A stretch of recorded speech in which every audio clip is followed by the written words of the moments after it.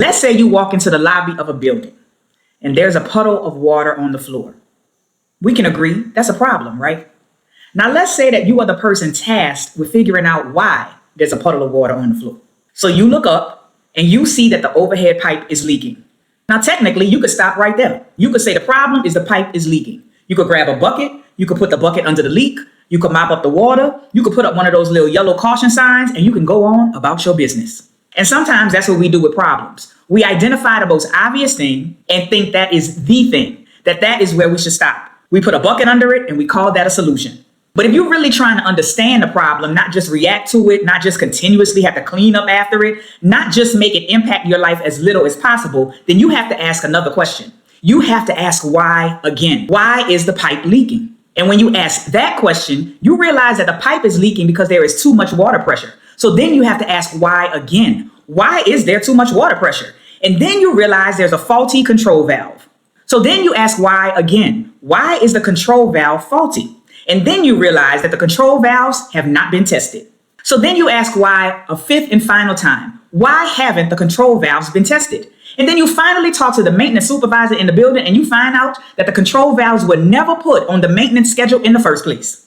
Now we are somewhere completely different because at first we thought the problem was the puddle. Then we thought the problem was a pipe. Then we thought the problem was water pressure. Then we thought the problem was a valve. But by the time you get to the root, you realize the problem is actually a system, a maintenance system, a prevention system, a system that was supposed to catch the issue before anybody had to step over a puddle of water in the lobby. That process that I just ran through is called the 5 whys. It's a root cause analysis tool. You start with a problem statement, and instead of stopping at the first obvious answer, you ask why. But you ask why 5 times, again and again, until you get closer to the deeper issue underneath the visible mess, which is the puddle of water in the lobby on the floor. Now, what the hell does this have to do with Meg Thee Stallion and Klay Thompson? A whole hell of a lot. Since this story broke, there has been countless commentary as to why they broke up, from the most level-headed to the most egregious reasons why. Heavy on the egregious. She shouldn't have played house. That man was not her husband. What does she expect dating an NBA player?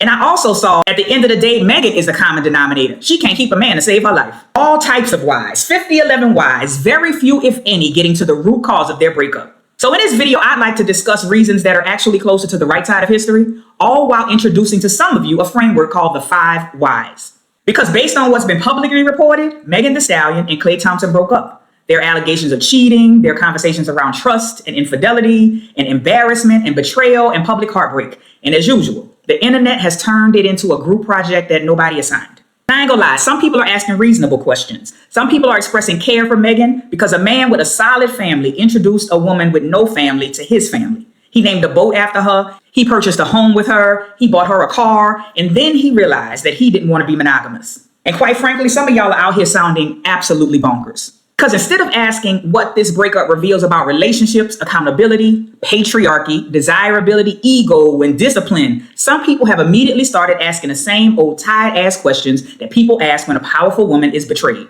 What did she do wrong? Was she too busy? Maybe she had got a little too famous. She shake her ass all the time anyway. She too sexual. And I need everybody to slow down. Because if the problem statement is Meg Thee Stallion and Klay Thompson broke up, then the root cause is not going to be found by asking 11 roundabout ways of why Megan is insufficient. That, my friend, is a lazy analysis. That is not a framework. It's very much so giving patriarchy pretending to be critical thinking, but falling horribly short. So today, I'd like to use the 5 whys to move past the gossip, past the victim blaming, past the how could he fumble her discourse, and get into the deeper question. What kind of culture produces people who can desire somebody, pursue somebody, benefit from being attached to somebody, and still not have the discipline to honor them? That man could have broke up with her before he cheated. When he truly realized that he didn't want to be monogamous, he had so many integrity-rooted options. What's up? I'm the Ignant intellectual. My birth certificate says Zarandrian. I'm the bridge between the hood and the ivory tower. But more than that, I'm a writer, a storyteller, and a masterful facilitator. On this channel, my goal is to create a space for us to think about our thoughts and to provide an online home for thinkers. I do that by talking about any and everything. But what I talk about is always via one of 3 lenses: cultural autopsies, framework drops, and bridge videos. Now, what the hell are those? Cultural autopsies are where I do what autopsies do. I dissect public conversations, interviews, moments, trends, controversies, and I uncover the deeper things at play. These videos go beneath the surface and take larger conversations and look at what's really underneath a person, a moment, a trend, an interview, a viral moment, a scandal, a celebrity clip. And framework drops, they offer tools for thinking more clearly about what you're living through. They give you tools to think with, because if you're anything like me, sometimes you feel and think some shit ain't right, but you don't always have the framework, tool, or language to articulate why some shit just ain't right. And the last type of video I do, bridge videos. These videos connect things that people usually keep separate and show how they're actually related. I'm interested in what happens when we put two things in conversation that don't usually get discussed together. Things like prostitution and spirituality, or being a sex worker and a Christian, or being transgender and having a relationship with God. These videos are about naming the connection, the tension, and the meaning of that sometimes messy middle. Today's video is a framework drop. Now remember, with framework drops, I offer a tool for thinking more clearly about what you're living through. And trust me, using the 5 whys by censoring Klay Thompson's alleged cheating scandal requires a tool for thinking more clearly. Not only because I've seen some of the most egregious responses ever, but mostly because the 5 whys is one of the easiest ways that I have personally found to get to the real reason that some shit that went down. So don't you dare click off this video before we get to the actual framework. And of all the frameworks that I have stashed in my back pocket, this one is admittedly one that I find to be accessible and easy to use directly in a moment once you know how to use it. The 5 whys really does help you quickly get to the core reason why something has happened. So stick around, because trust me, the groundwork matters. But some of y'all be clicking off my videos too early and you miss the actual framework. As with all of my videos, you don't have to agree with me, but at least know why you think what you think, especially if you're gonna get in my comments disagreeing with me. Because I know that the stuff I talk about can bring about a lot of different reactions. And I actually don't expect everybody to agree with me, especially on a topic like alleged cheating and Meg Thee Stallion and Klay Thompson. But be clear, you get to disagree with me. But there are rules of engagement. You thought this was a democracy? No, ma'am, Pam. Rule of engagement number 1. You must have watched the video completely in order to disagree with me, period. I will not be entertaining any I ain't watched the whole thing but as people. And trust me, I'm gonna ask you in the comments, did you watch the full video? And one of the reasons really is that often the things that people disagree with are things that I wrestle with in the video. Rule of engagement number 2, you must have thought about your thoughts and why you disagree. This entire channel is about thinking about your thoughts. If you have a thought, cool. If you have not thought about your thought, shh. Rule of engagement number 3, use moments of discomfort to inquire deeper. Again, I know the stuff that I talk about can bring about a lot of different emotions. So at minimum, watch the entire video, think about your thoughts before quickly jumping in the comments with certain heated responses.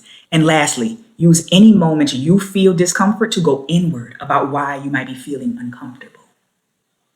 Now, this is a framework drop, which means I'm not just talking about Meg Thee Stallion and Klay. I am using this public moment to teach a thinking tool that you can use anywhere, at work, in relationships, in business, in family systems, in your own life, in public discourse. Anywhere there's a visible problem, there's likely a deeper root cause hiding underneath it. And for the sake of this video, I want to be very clear about something. I'm not here to investigate their relationship. I don't know these people from a can of paint. I wasn't in the room. I wasn't in the group chat. I wasn't in the studio with Megan. I was not on a basketball court with Klay. I was not in the house with either of them. So this is not about pretending that I know every private detail, but a pattern hate to see me coming. And this situation got pattern written all over it. From Klay cheating to Megan posting to social media to the online responses, little patterns everywhere. So basically, I'm gonna let this Meg and Klay situation that has been publicly reported be used as the visible problem and then ask, what does this situation reveal culturally? A breakup could be private.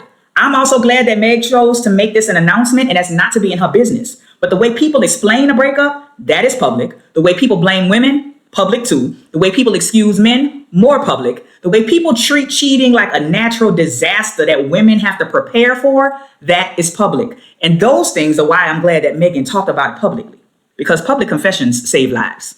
They help you know where to place people. When people start getting online, confessing their beliefs and stuff, you know where to put them. And that is what we are analyzing. So back to the 5 whys. Let's start with the problem statement. The problem statement is that Meg Thee Stallion and Klay Thompson broke up. That's it. That's the problem statement. Just like the problem statement was, there's a puddle of water on the floor in the lobby. Simple problem statement. Now remember how the 5 whys work. Problem statement, there's a puddle of water on the floor in the lobby of the building you work in. Why? The overhead pipe is leaking. Why? There's too much water pressure in the pipes. Why? The control valve is faulty. Why? Control valves haven't been tested recently. And the fifth why, root cause, control valves are not included on the maintenance schedule. Now let's run this Meg Thee Stallion and Klay Thompson through the 5 whys. Problem statement is Meg Thee Stallion and Klay Thompson broke up. Why? Meaning why did they break up? Because based on what's being reported, there was a breach of trust involving alleged cheating. Notice how asking the first why keeps the first layer close to public facts. Second why. Why? Basically asking why was there a breach of trust involving alleged cheating? Because the other person chose that path, meaning Klay Thompson chose to cheat. And I want to sit in that for a second. Because alleged cheating is not just a mistake. It's usually a series of choices where someone prioritizes things like desire and ego and access and impulse over the trust that they agreed to protect. And I want us to notice where asking why does not take us. It doesn't take us to Megan's body. It doesn't take us to her career. It doesn't take us to whether she was soft enough, available enough, quiet enough, wife coded enough. It takes us to the person who allegedly broke the agreement, because the breach of trust begins with the person who breaches it. So if the second why is because that person chose that path, the third why is why would someone choose that path? And the answer to that is because desire without discipline will always look for more, other, in addition to. Because wanting somebody is not the same as being disciplined enough to honor them. Desirability does not create discipline. A person can desire you, pursue you, claim you, post you, enjoy access to you, and still not have the internal structure to protect what they asked to be trusted with. Many people view Meg Thee Stallion as the prize, men and women alike. But we can see here in this Meg Klay situation that being the prize does not automatically produce integrity. A person can have access to somebody extraordinary and still not have the emotional maturity, the self-regulation, the honesty, or the internal structure required to honor that access. Now you move past was Megan enough into was he equipped? And now the fourth why. Why? Meaning why will desire without discipline always look for more, other, in addition to? The best way I could put it is because desire without discipline is appetite without stewardship. And many of us are not stewards of what we say we desire. We pray for relationships, we pray for money, we pray for better jobs, we pray for more spiritual responsibility, but we fail when it comes to the responsible planning, management, and care of something entrusted to our care, which is the very definition of stewardship. Let me put myself on Front Street. Let me tell y'all some of my business. I have over 10 tattoos, maybe 15, but I definitely have over 10 tattoos. But I don't yet have one of the tattoos that I've wanted the longest. The words enlarge my territory. Why? Because I know the moment I put that on my body, that is going to send the universe into motion. And the last thing I want to do is steward such a request poorly, because I need to work on my discipline. Take this YouTube channel, for example. I have had this channel since April 19th, 2011. And I've had the shittiest discipline when it comes to this channel. I have half-assed this channel for over a decade. It wasn't until last month that I sat down and actually created a plan to steward this YouTube channel. And I don't mean I'm stewarding the platform. I mean I'm stewarding the people, the thoughts, and the ideas entrusted into me and to the things I post. But I have always desired monetization. But the thing is, desire by itself doesn't know how to stop. Mere desire does not automatically know how to protect. Desire does not automatically know how to say, this is sacred, so I need to move carefully. I had a shit ton of desire, but very little stewardship muscle because I had very little discipline. And without discipline, desire becomes consumption. It keeps looking for stimulation and novelty and validation and access, proof, ego, and options. And that's how I was with YouTube. I wanted money. I wanted novelty. I wanted options. And simply put, my undisciplined desire was not organized around enough. It was organized around more. So God said, hell no, get you some discipline first. Y'all, I really be talking my shit. I really be talking my shit. I also help other people talk their shit professionally. Not like me, but like them. So if you'd like me to help you talk your shit in your own voice, what I call that place to talk our shit is the Voice Vault. The link with more information is in the description. I'm not going to spend a whole lot of time on it. Basically, I'm going to say, let me help you talk your shit better. Really what I do is help you think your thoughts better. So let's think better thoughts so we can talk our shit together. Link in description. Back to Meg Thee Stallion and Klay Thompson. Remember, why number 4 was, why will desire without discipline always look for more, look for other, look in addition to? So the fifth and final why are so many people taught appetite without stewardship? Because patriarchy without our permission. without our opt-into, without our buy-into, often trains men to desire women as symbols, rewards, status markers, comfort sources, or proof of their own value. And it does that without equally training men to practice relational responsibility. Patriarchy wouldn't know stewardship if it stared it in the face. They may want the woman, they may want the image, they may want the access, they may want the feeling of being chosen by her. But wanting a woman is not the same as being prepared to be accountable to her. Notice that Mark Lamont Hill had Joe Budden silenced, reminding him of what he previously said, until Mark said, yes, he may, meaning Klay, may have fallen out of love, but you got a responsibility to say something about it, to do something about it.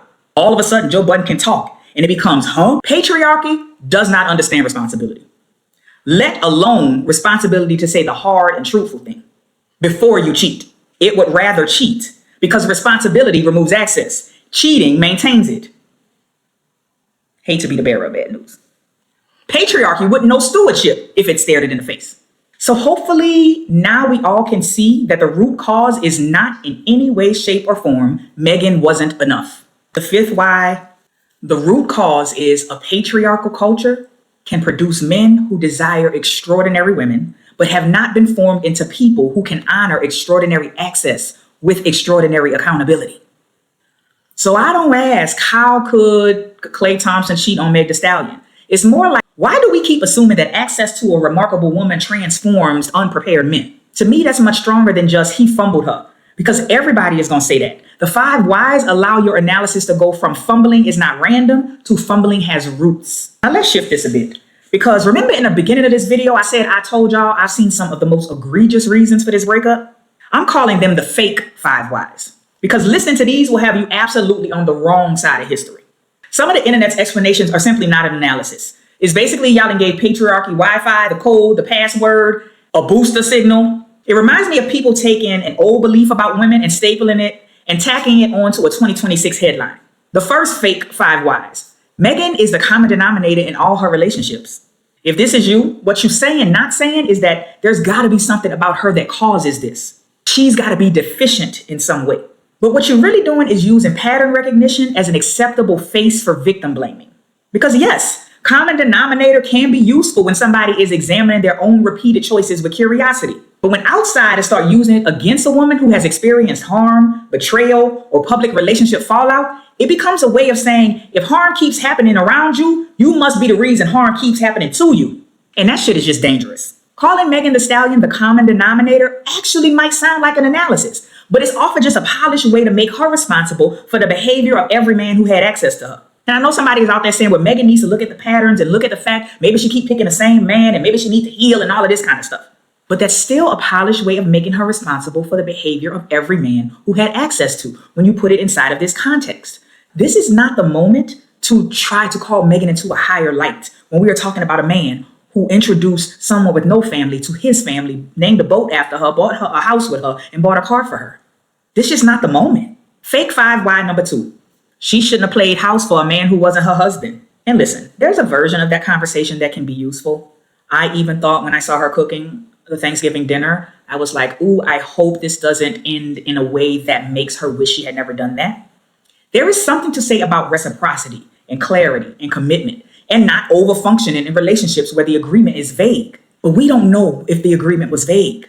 And the way people use this against women after betrayal is punishment, but it's fake positioned as care. Because what it seems like people are really saying is, if you gave love, care, sex, softness, loyalty, domesticity, emotional investment, or partnership to somebody before marriage, then you forfeited your rights to be treated well. You see how ludicrous that sounds? That sounds bonkers. A ring is not what makes somebody responsible for being honest. Marriage is not the first moment somebody owes you integrity. A man, a person, whoever, doesn't get to lie, cheat, disrespect you just because you wasn't legally bound to him. Why y'all stay trying to punish Black women, but make it seem like protection? If you offered care before marriage, then betrayal is the cost of your poor negotiation? That sounds ludicrous. A lot of people walk around like integrity is a husband-only subscription package. You don't have to be someone's wife before they owe you honesty. A woman shouldn't have to ration her tenderness like a hostage negotiation just to avoid being blamed if somebody betrays her.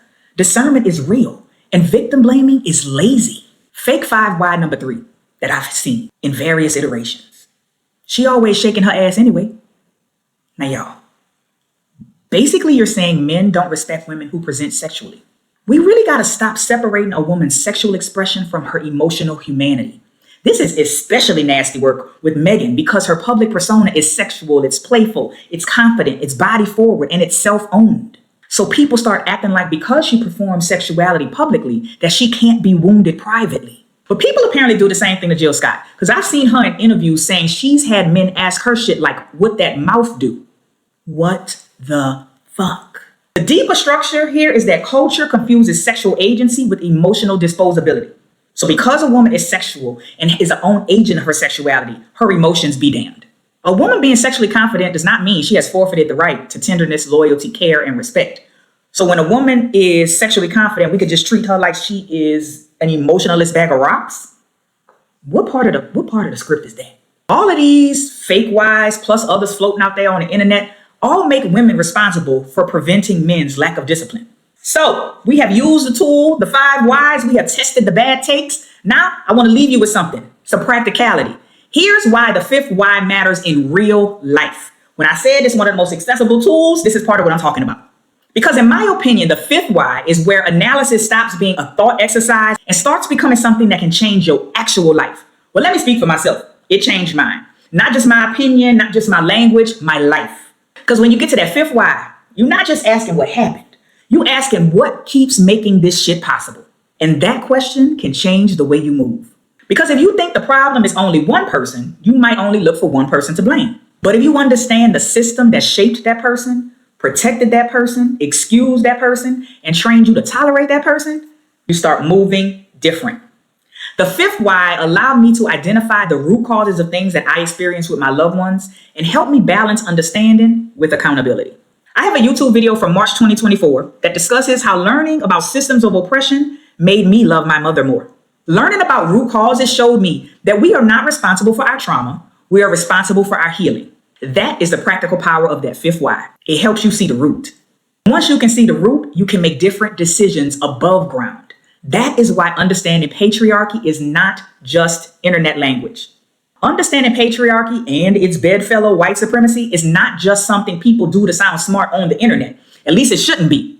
Understanding these deeper systems and root causes can help people spot patterns earlier. It can help you notice when somebody wants access without accountability. It can help you notice when someone desires your body, your status, your care, your softness, your labor, or your proximity, but doesn't actually have the values required to protect your trust.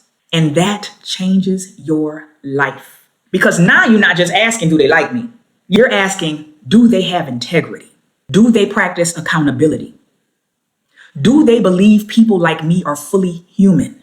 Do they believe that love requires discipline? Do they believe their desire creates responsibility? That is practical.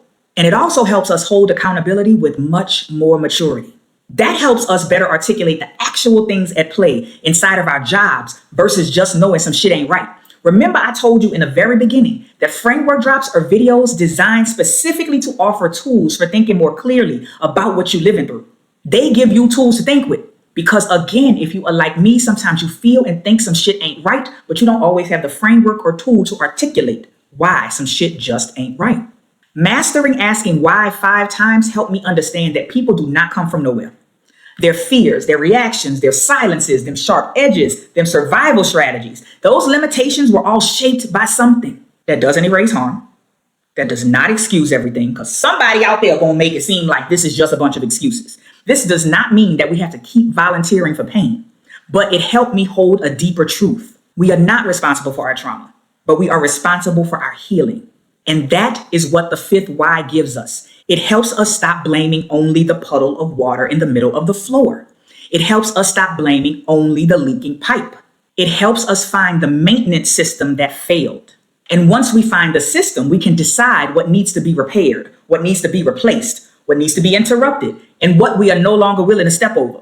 That is why this framework matters beyond Megan and Klay. Because when applied, the 5 whys can change what we see, what we accept, what we excuse, what we interrupt, and what we choose next. So no, I don't think this is just about one celebrity couple breakup. I think this is about what happens when it's likely that neither person had a framework to look past the surface and ask deeper root cause questions. I'm gonna leave you with this. When you understand patriarchy, you stop asking, what did the woman lack? And start asking what patterns, values, and systems made this even possible. So the 5 whys, that's the framework. If this gave language to something you've been feeling, tell me in the comments. And if you care about the deeper root causes of our decisions, subscribe to this channel. I'm the Ignant intellectual, the bridge between the hood and the ivory tower. Black brilliance, formal education, not required.